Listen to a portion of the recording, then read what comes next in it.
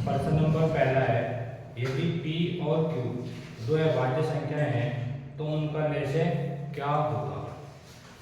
P और Q कई संख्या है? अभाज्य संख्या। P तथा Q एक ही संख्या है, अभाज्य संख्या है। और क्या पूछा है इनका पूछा है एलसीएम यानी कि लय से। और लय से क्या होता है? अभाज्य संख्याओं का।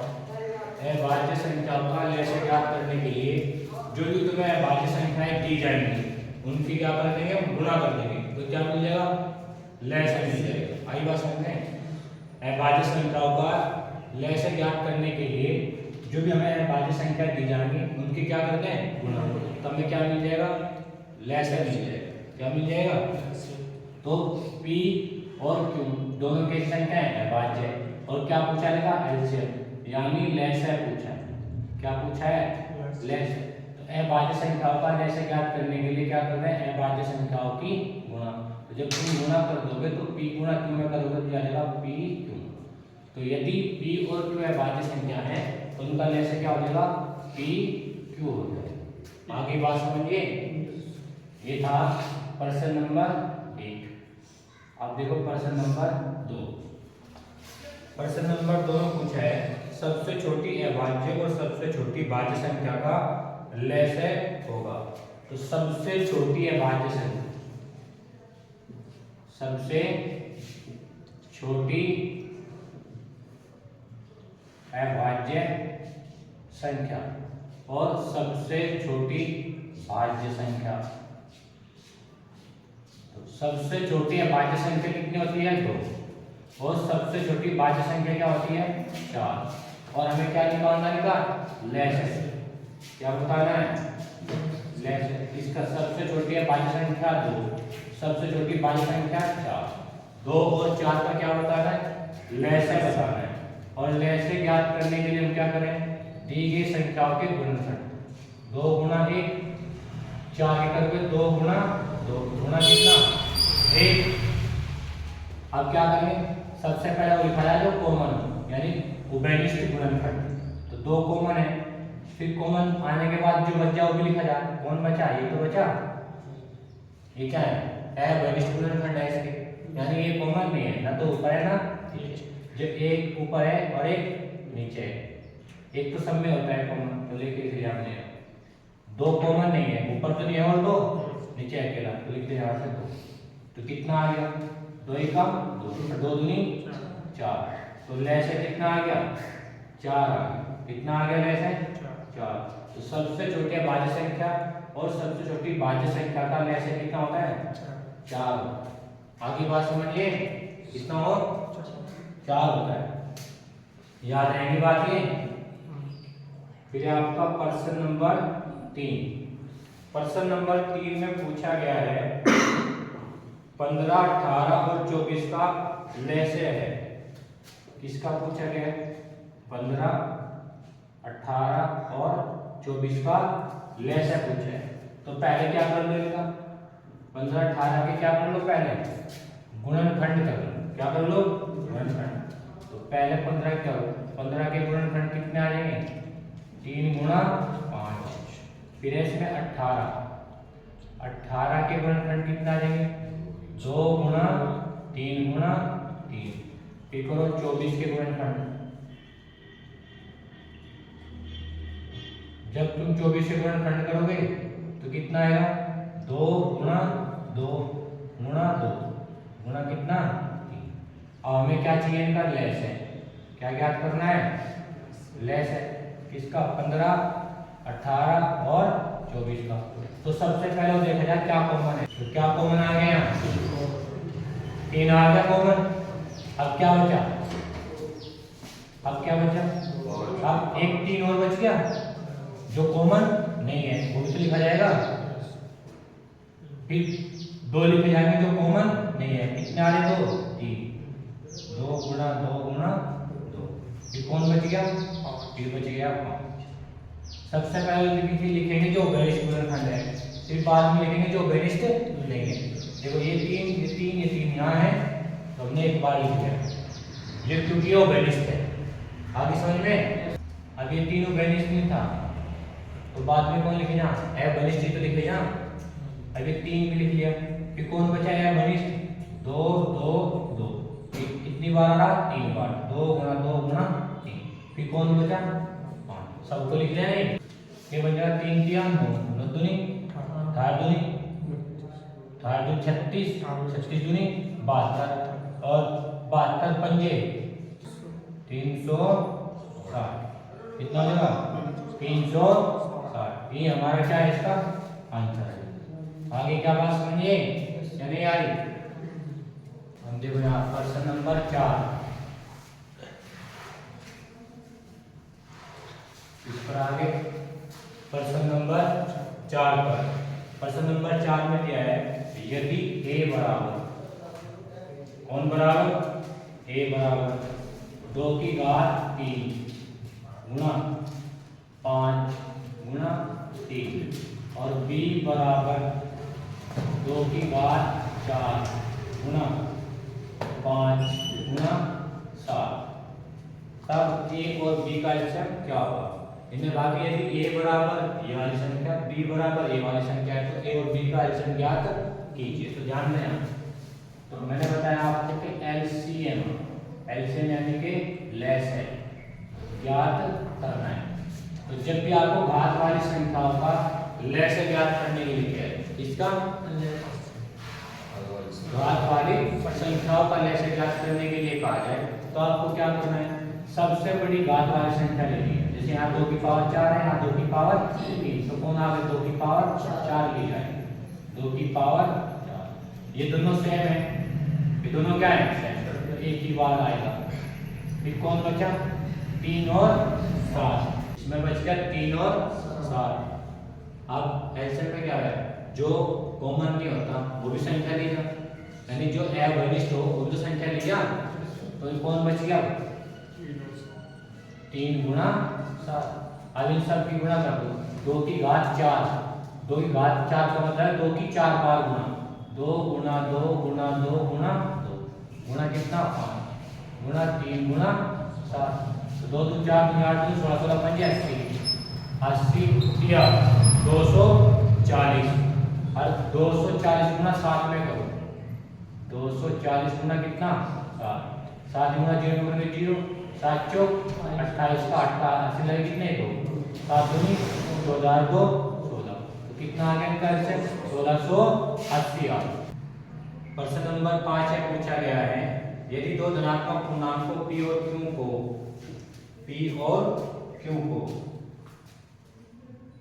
p बराबर a की घात 3b तथा q बराबर a b की घात 2 के रूप में लिखा जाता है।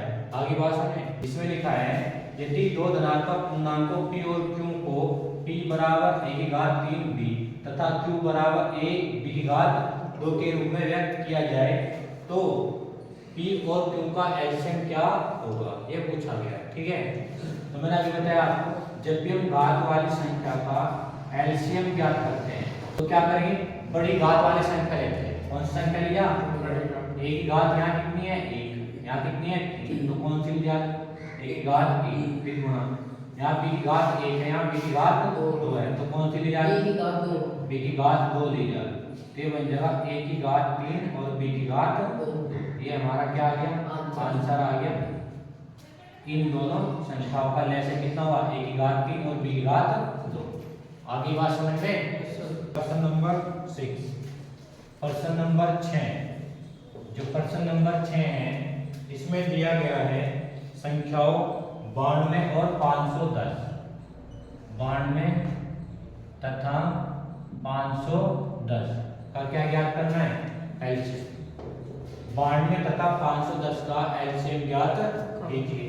तो पहले हम क्या करेंगे कि गुणनखंड करेंगे, तो 92 के गुणनखंड करो, कितना आएगा 2 गुणा 2 गुणा 23, ठीक है, क्योंकि 23 दूनी 40 और 40 दूनी 92। आगे बात समझ में। फिर करो 510 के गुणनखंड, 510 के गुणनखंड करोगे तो क्या मिलेगा, ऐसे करके देख लो चाहिए, 2 से करोगे तो दूनी 4 कितना बचा 1 और फिर 2 पंजे 10, कितना बचा 1 और 2 पंजे 10। अब कितने से होगा ये डिवाइड 3 से, 3 अठे 24 और 3 पंजे 15। अब होगा ये 5 में 17 बार और 17 एकम 17। 510 के गुणनखंड आगे 2 गुणा 3 गुणा 5 गुणा 17। अब हमें क्या चाहिए इनका लेस है, क्या चाहिए लेस। लेस है किसका 92 का और 510 का। ठीक, अब पहले क्या देखना हम इसमें उभयनिष्ठ गुणनखंड, तो उभयनिष्ठ ये है, ये लिख लिया हमने। और उभयनिष्ठ और कौन है, और कोई भी संख्या उभयनिष्ठ नहीं है। अब उसे लिखो जो उभयनिष्ठ नहीं है गुणा, ये 2 उभयनिष्ठ नहीं है, ये 3 भी उभयनिष्ठ नहीं है, ये 5 भी उभयनिष्ठ नहीं है, ये 17 भी उभयनिष्ठ नहीं है और ये 23 भी उभयनिष्ठ नहीं। अब इन सब की क्या कर दो गुणा कर दो, तो 2 दूनी 4, 4 तिये 12, 12 पंजे कितने 60 है, और 60 की 17 में करेंगे गुणा कितना आ जाएगा 17 छिक्का 102, 1020 और गुणा कितना 23, तो 23 की गुणा 0 में करेंगे तो क्या आएगा 0 और 23 दूनी 46 और 23 का 23,460 आएगा। कितना आ गया इनका आंसर 23,460। ये हमारा क्या है आंसर। हम देखो प्रश्न नंबर 7, प्रश्न नंबर 7। प्रश्न नंबर 7 में क्या दिया है उसको ध्यान से सुने। किसी खेल के मैदान के चारों ओर एक वर्गाकार पथ है। कोई खेल का मैदान है, क्या है खेल का मैदान, और इस पे एक वर्गाकार पथ है यानी कि रास्ता। आप बात में क्या एक वर्गाकार पथ है यानी कि रास्ता। तो क्या कह रहा है, इस मैदान का एक चक्कर लगाने में सोनिया को 18 मिनट लगती है।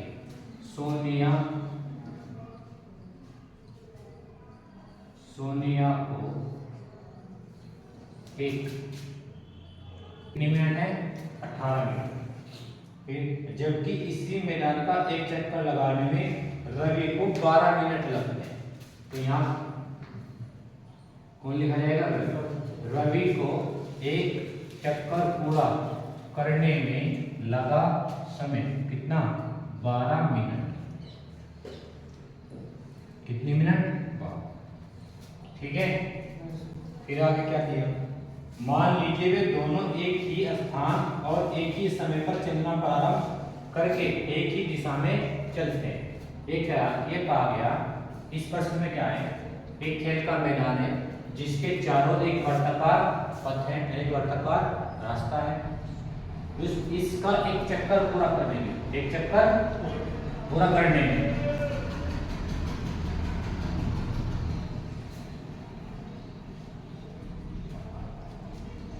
इसका एक चक्कर पूरा करने में सोनिया को कितना समय लगता है 18 मिनट, जबकि रवि को कितने मिनट लगे 12 मिनट लगते हैं। और वो कह रहा है कि वे दोनों एक ही बिंदु से शुरू करें। मान लीजिए बिंदु P है, यहाँ से चलना शुरू करा किसने सोनिया ने भी और रवि ने भी, सोनिया ने भी और रवि ने भी।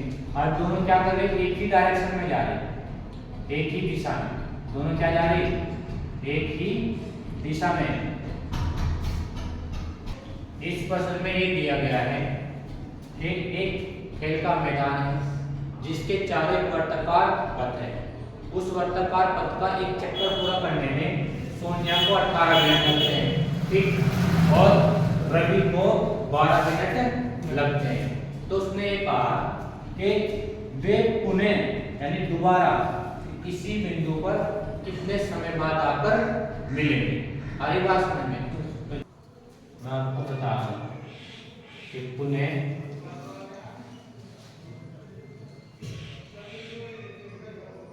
प्रारंभिक स्थान पर सोनिया और रवि को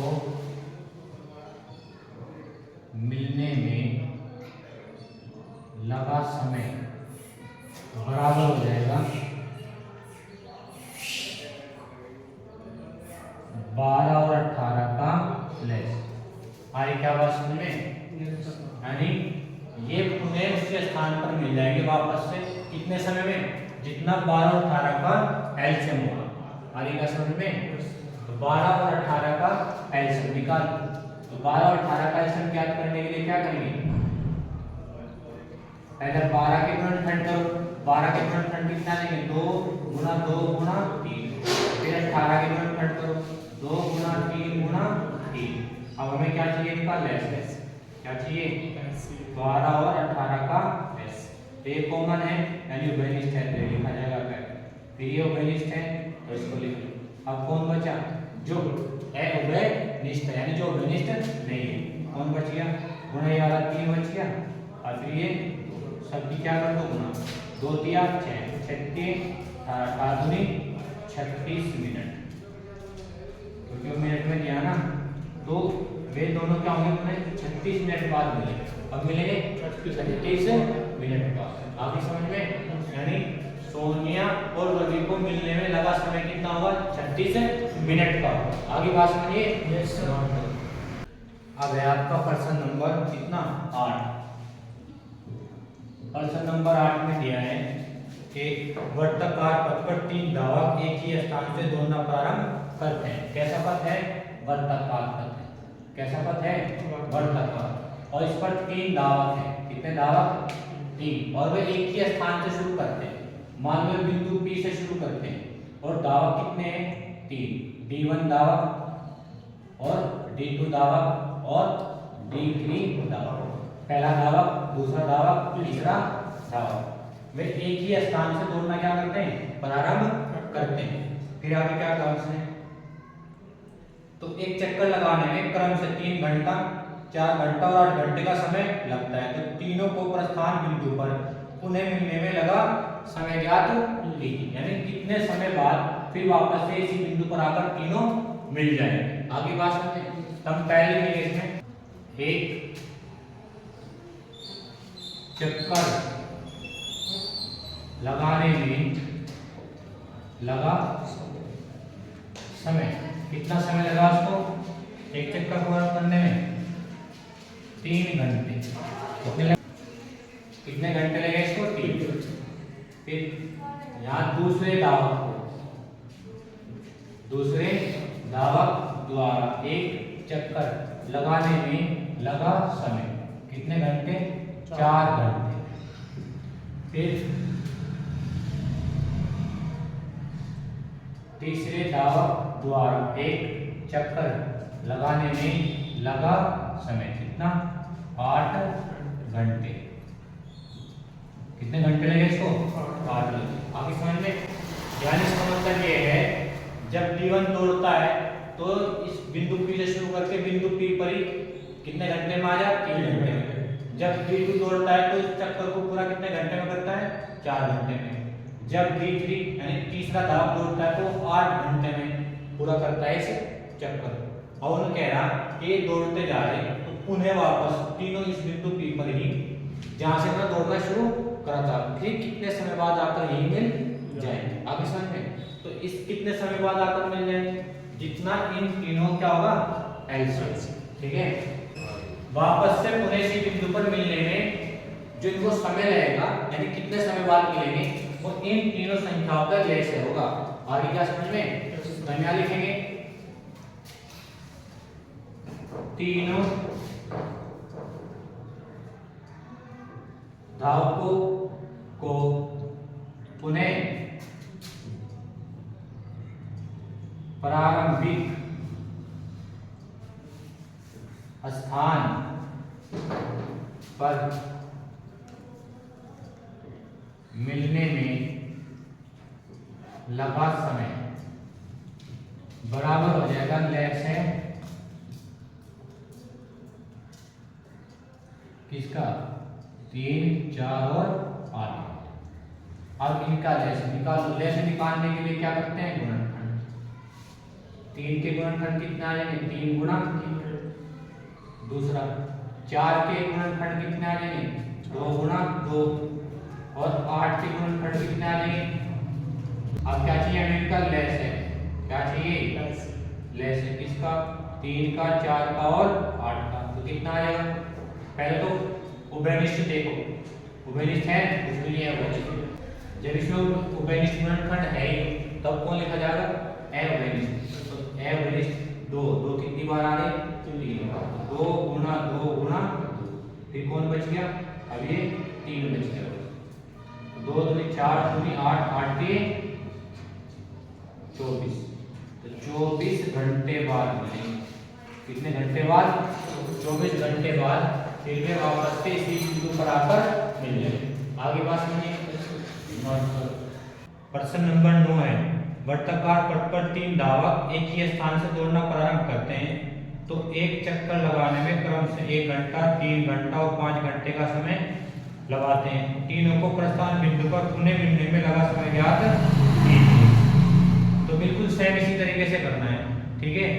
ये आपके लिए होमवर्क है।